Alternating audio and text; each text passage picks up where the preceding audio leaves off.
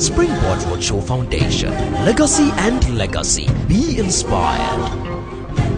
Be motivated. Be challenged. And the spirit of life.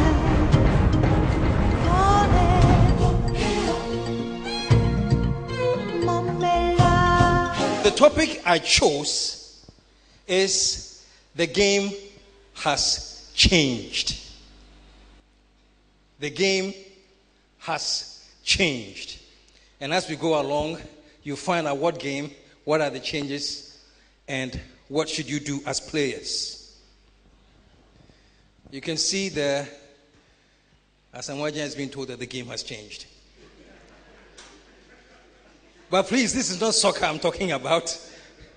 No, it's not. It's just a symbolic picture. The game has changed. Behind the trotro, do you see the inscription there? It says, "Who knows tomorrow?" And I put it down there because it is part of our Ghanaian psyche. We don't have a sense of urgency for anything. Who knows tomorrow? And that's a ticket not to do anything. People don't have the urge. You don't get the sense of urgency in this country. Who knows tomorrow? But well, I'm here to tell you that mentality is part of that old game. There's a new game. There's a new game. If we're talking about growing global, there's a new game. It has new rules. There are new standards. It has a totally different approach. And it's called the global platform. Massa, if we want to catch up, if we want to do anything significant, the old game must go. And Ghana is being killed by the old game. Let us do a quick review of the old game, and I'm talking really old game. I have here called Once Upon a Time, the complexities of a simple letter writing. Let me take you just through my era. My era. Way back before plenty of you here were born. I'm getting to the age where wherever I go, I'm the oldest person. Like right now. And it's not very comfortable sometimes, you know. But I'm telling you about this experience because I look at that experience that I had long time ago, 1970. How many were born? 1970, when it was a simple process of writing a letter to your father. Back in those days, we used to write letters. I went to Springboard College in Kumasi from Accra. So when you get to school, you have to write to your dad, you know, and inform them. Back in the days, we had to write letters.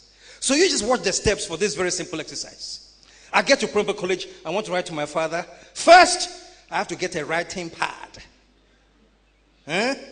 Yes. Then find a pen. Then actually sit down and write. Dear Father, I am very happy to let you know I've arrived safely in Kumasi. That's not the end. Then I tear the letter, the page. Then I go and buy an envelope. Put the letter in an envelope. Seal it. Back in those days, you don't have those adhesives. So seal the letter. That's not the end, though. I'm now going to go all the way to the post office. And when I get to the post office, I have to go and be in line because I have to get a stamp. Be in line, go and buy a stamp, put it on the envelope, then come to where the mailboxes are, where it says internal, overseas, and something. Then I put my letter in internal. Then I go back to school. And I allow 5 to 7 days for the letter to come to Accra for my father to read it. And he may also have to go through the same thing, get a writing pad, get a pen, sit down and write, I have received the and also mail it. The response back to me. I also wait another 5 days and then I get a response from my father. 10 days. Old school. My era. Your era. What do? Whip up that phone, get the MTN units. Dad, in school.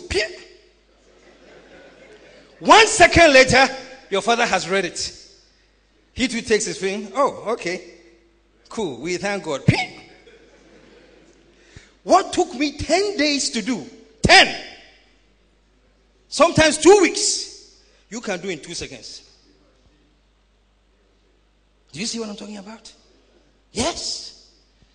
What took me 10 days to do, you do in 2 seconds. So you know the old game is no longer working. No.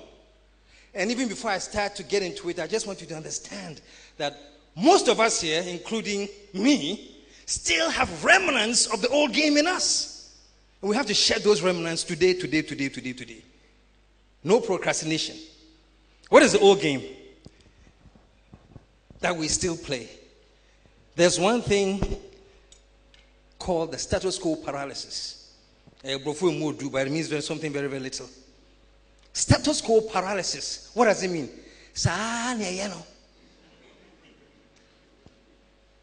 There's no edge to change. There's no edge to revolutionize. There's no edge to have any initiative to be created. From the time I was, I don't know, since I remember going to buy Kofi Brookman, the women still, they touch the pepper, you know, the cocoa. You see how they do it? It burns them. Over 40 years. Nobody has come up with any other system that can make things easier. Old school. Self-imposed barriers. Self-imposed barriers. What do I mean by self-imposed? It means these are barriers that we have put on ourselves. Yes. I don't have money. My uncle died. My father this. My mother that. Every other thing that we can put on ourselves, I call self-imposed barriers. It's old school, man. It's old thinking. There's no place for it if we say we are going global. Archaic belief systems. I'm very, very sorry, you know. I find it so difficult to relate to that concept of Abayifo. It's so, I don't know, there's no place here for that. What are you talking about? In this age? And people actually believe that? And they are crippled, and not crippled physically, but mentally. Because me fear nye. What now you fear? Who fear nye? We have the fear of failure. I'm just going through many, many things, but briefly. Fear of failure. I think Albert talked about it too. Fear of the unknown. These things do not work in this global platform that we are on. Unless we don't want to get on it, then fine. But all of you have come here. Look at you. Plenty of you. You're here. You're paid to come and sit to listen to us speak to you. So I have the strong feeling that you want to move on. You want to go global. These are the things that do not help us. We have something in this world, and I'm sure you all know about it. IT. And I call it the game changer. There's something I was thinking about, and I just thought about calling it time compression. You know, it's amazing. If you see the old-time computers, they were in rooms, huge rooms. Yeah? And then they were becoming smaller and smaller and smaller. And now you have computers called microchips, sometimes this big. And they contain all the information that were in the huge rooms. It's really amazing. And I'm calling it the theory of time compression, which may not make too much sense because you can't compress time. But to the extent that these things allow us to do things so much faster. If I could do something in 10 days that you can do in 2 seconds, it's like time has been compressed. Do you understand what I'm saying? Yes. So I call it time compression. And because of this, we have the capacity now to do things more efficiently, more effectively. I mean, it's amazing. Have you heard about the email that you can scan and just send it in a second? You are waiting for a car to take you to Tesla, no? Old school. You know what I'm saying? So the thing is, the world has changed so much, and we have so much power available to us that it is almost incredible to believe that people still think old school, those old values. And especially you, the young ones. You sometimes I meet university students, and when we are talking, I'm like, look, oh man, they tell me I sound more dynamic than you. What are you talking about? Where do you get these ideas from? I'm supposed to be learning from you. Say, yeah. You know what I'm saying? So these old school ideas are killing us, dragging us down. But there's one opportunity we all have to catch up, man, to go global, and it's the IT. IT has made the world flat. It has given us all an equal opportunity, but we must use it, and use it very, very, very, very wisely. And when we do, we will move on. This is something I put down. More people have access to the web than before. Talking about social media, I've been mentioning social media. Facebook, some of the fantastic guests that you have seen on TGIF, they Facebooked me. This guy who has been able to he's been able to get electrical energy out of salt. You saw him? Those of you who saw him. Facebook. And he did a little demonstration, filmed it, and sent it to me. So I'm sitting in Accra. He's in the Volta region. I open my Facebook page. This guy says he has this invention. I click. There's a little thing that he has done, the visual thing. And I actually look at it and see somebody lighting a bulb from salt. Or the Volta region, Meti Accra. Do you see the power? So I invite him to come to Accra to be my guest. And after that, I got a call from the president's office. May he rest in peace. I got a call from Professor Mills, President Mills, when he was president. He says he's heard about this guy who came on my show. He wants to meet him. Bring him to the castle. Facebook. Some of them go and take the picture of the kenke you've eaten, and you actually have people coming to like the kenke. What are you joking here? The power you have is amazing. Listen, I know that you guys have greater challenges in terms of so many things, and pressures in terms of so many things than we did when we were growing up. But I'm telling you, the power that you have, we couldn't even dream of. Never. Like somebody will come and organize a talk, and line up experienced speakers to come and talk to us at school. No. You can't be that. You guys have it. Thank God to Albert and Comfort. They have turned this as an institution. Going global with this institution. And look at you here. Because of an idea that they thought of. This thing was an idea they thought of and started like 7 years ago. That's what we're talking about. Social media, the power. I have here that the growth of the mobile phones in Africa is the fastest growing continent when it comes to mobile phone usage in the world. The whole world, this continent has the fastest growing in mobile phone telephony when it comes to usage. What do we use it for?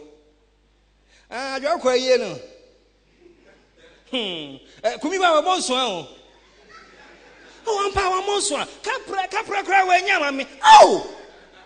That's amazing power in your hands. What the phone can do, this phone, my son is still teaching me what I have a Nokia 920 or whatever they call it. It didn't boy me dead, but I'm media calls. I said, Dad, you are wasting it. Dad, we can put all your shows that you have done, we can capture them on this. I've done about 13 shows. This thing has a capacity to make me put all of them on my mobile phone and send it to people. Say, take a look at this is the power of this small thing. What do we use it for? Discuss funerals? I'm trying to draw your attention to the fact that we have so much phenomenal and enormous power that we are throwing away. See the next picture? I'm sure you know him. Who is that? Obidi Pobidi. Yeah. I put him here because Sarkodie is a local grown artist. He didn't come from the USA. He didn't do any. He is homegrown. Just a great artist. Singing in Chi. Local language. And yet, my friend calls me and says, KSM, my friend is in the US. African American. So who's this Sarkodie? Who's this cat, Sarkodie? First time I'm thinking, Sarkodie. I'm trying to find out who Sarkodie is. You know, then it clicked that he's talking about Sarkodie. My kids love him. They don't even understand what he's saying, but they love him. This is what I'm talking about, too. This is local content. He raps in Chi. But they love him. Why? Because Sarkodie was smart enough to use social media. Upload his stuff is on YouTube. It's on this platform. And it goes worldwide. Do you understand what I'm saying? And so he has put himself on the world platform. He's doing so good. BET, which is the Black Entertainment Television based in Atlanta in the US, honors him. They give him an award. Social media. He's gone global. That is the power everybody has. That's why I was saying that the social media has created an equal playing field. The next example, do you see it? Do you see the people dancing Azonto?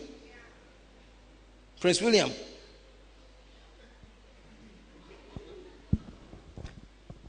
Azonto, yeah, it's a dance. It's like a sensation in Ghana. But Azonto has gone global. They have Azonto lessons in UCLA, California. They have a teacher teaching Azonto lessons as part of African dance. I kid you not. And if through social media we can package a product like Azonto and put it on the global market, trust me, do you know what else we can do? Can you imagine what else we can do? It's amazing. So please, there's so much power that we have. That's why I'm saying the game has changed. So there are many avenues that are there for us to exploit profitably using social media. Ghana, we estimate the population to be around 25.2 million. In 2000, the year 2000, we had 30,000 people that were using the internet. 30,000 in 2000. Currently, there's 3.6 million. All of the 3.6 million are available to you right now. When I did my show the first time, Secrets of GH Girls, through social media, we sold almost 1,000 tickets. Through social media, Facebook, Twitter. So, all I am saying is that there's so much opportunity out there, it's unbelievable. So don't play, don't understand it, that you just don't go and sit down and play because the information is there.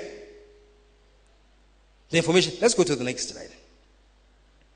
So, create a good idea. And for Christ's sake, understand something. It takes a while. But start. It takes a while.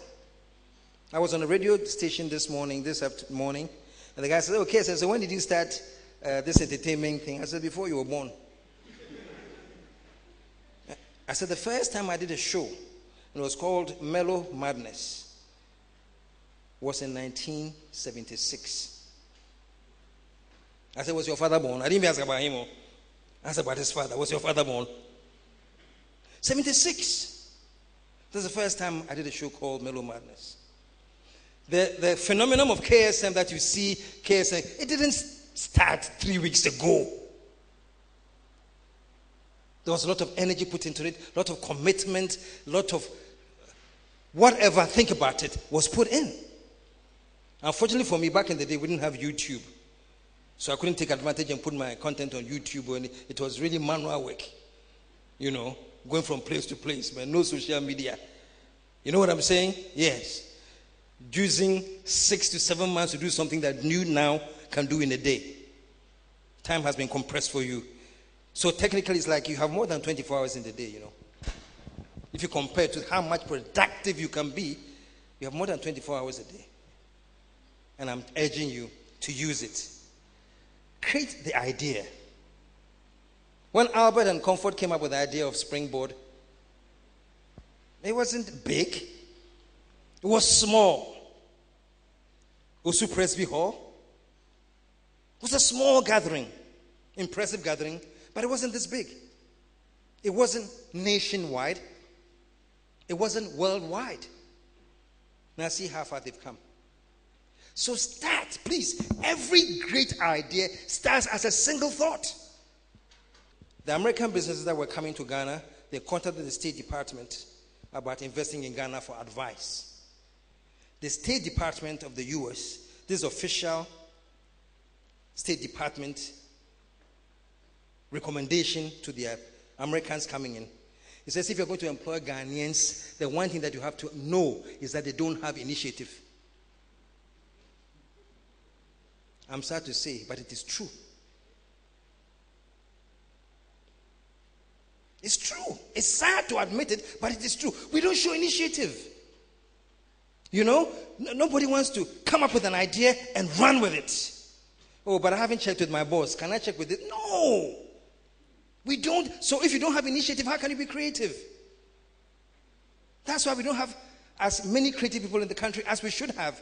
Because trust me, there are so many talents in here. There are so many talents in this country. The unfortunate thing is that they don't have the drive to have the initiative to go and create. It is setting us back. We have to be creative. Create. Think of something different. Everybody is doing it. You want to do it. What stamp are you going to put it that's going to make it unique? Spend time on it. It doesn't matter. It doesn't matter. I remember the first time they bought me a wristwatch. These days, because of mobile phones, nobody buys watches. I see a few. The first time they bought me a wristwatch, I was about, I don't remember, 9 somewhere. And you know what I did? I wore it on my right hand.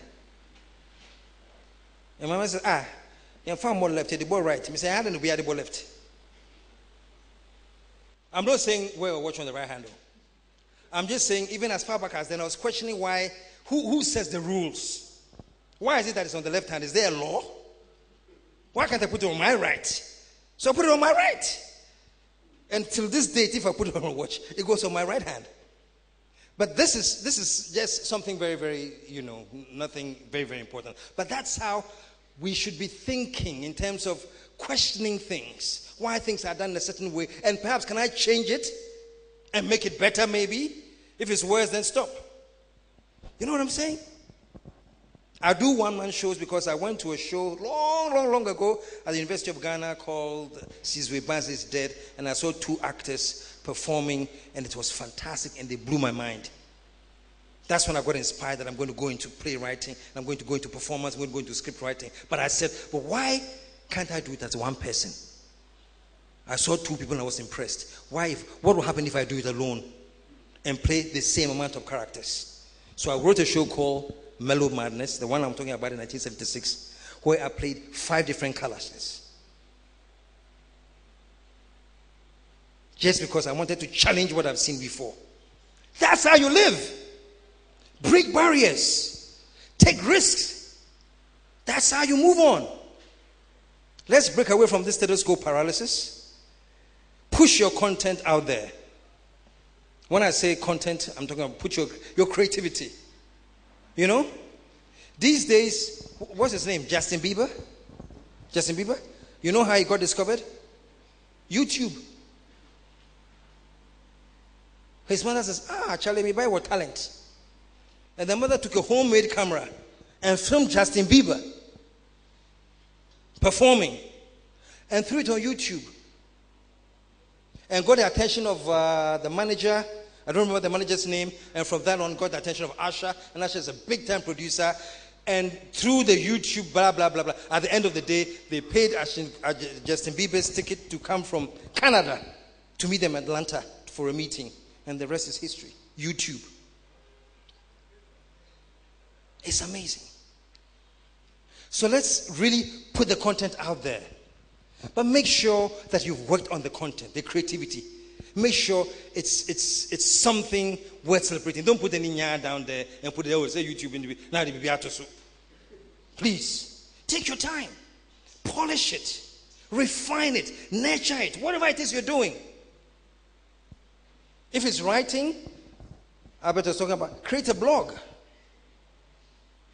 It starts somewhere, but I'm saying that whatever it is, once you start it, you have the backing of social media, which is extremely powerful, and trust me, it will take you places.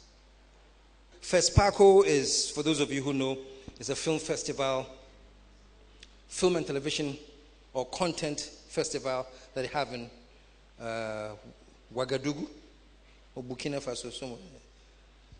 And this is where they screen films from all over Africa and the Caribbean. My personal assistant who works with me, looking online, edits some of the television stuff that we're doing and throws it online on the FESPACO website. They look at it, they get totally amused, not amused, impressed. They call us and they say, we have registered you. And they are buying a ticket for me and the associate director to come for that gathering. I'm just saying, she just put it out there, just threw the content out there. But one thing you must know, the content was ready, it was refined, it was excellent. She didn't just throw anything out there. Next thing I know, BBC is calling Sapphire because they've realized that Sapphire is going to go there with this content. They want to talk to me, have an interview with me. This is how the world works now. Connections. It used to be whom you know, and whom you know is very, very important. But now, everybody lives online. And online, you just put it out there, and those who will call you are those who don't even know you. That's massive power. Next. So, all I'm trying to say, to wrap it up, is that globalization is the thing. You know, we live in Ghana. You can be here in Sunyani, go to a small town, Sunyani. You are, let's say, an artist, doing something with kente, some beautiful, unique thing that you're doing right here in Sunyani, somewhere back there quietly in your house. You develop whatever craft it is, put it on YouTube, do a good packaging of it. You'll be surprised somebody may contact you from Japan. You see what I'm saying? That's what we're talking about, going global.